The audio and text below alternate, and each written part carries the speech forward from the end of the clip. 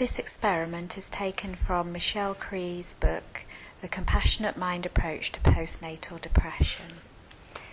And this exercise is here to illustrate the power of the mind towards ourselves. So first, just bring your attention to how your body responds whilst you're waiting for your favourite meal to be cooked. You can smell it and you're hungry.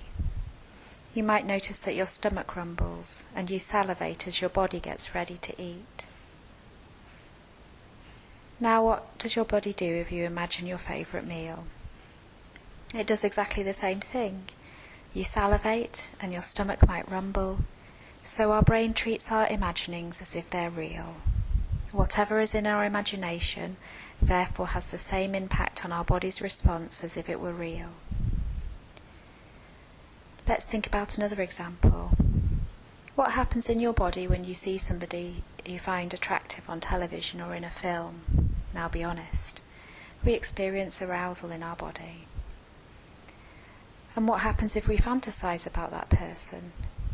Again, our brain reacts just as if the fantasy is real, and our body responds accordingly.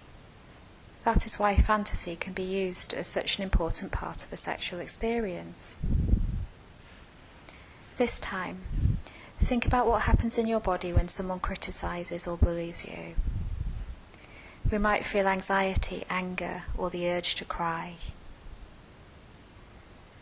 What happens in our body when we criticize or bully ourselves?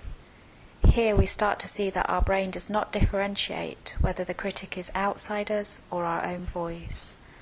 Our mind, the threat system, registers it as an attack on us and triggers a protective response such as anger, attack back or humiliate, anxiety, urge to run, freeze or submission, or disgust, wanting to get rid of the part of us that puts it at risk of rejection, for example by cleaning our hands repeatedly. We can now take this on a bit further and note how we feel when we register genuine kindness and warmth from another person towards us. We might notice our threat system trying to intercept this because of memories of being hurt by those we thought were kind.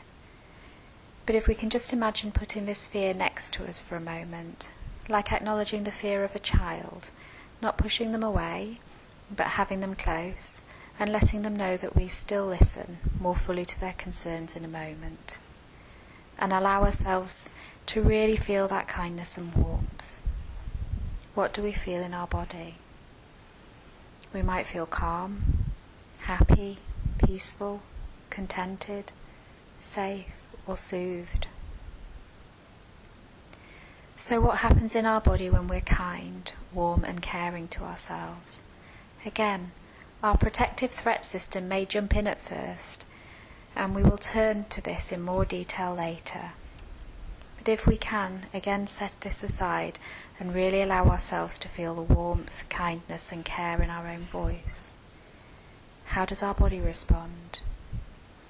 As in the previous examples, it will respond just as if this is another person being kind to us, and we will feel soothed, reassured, contented.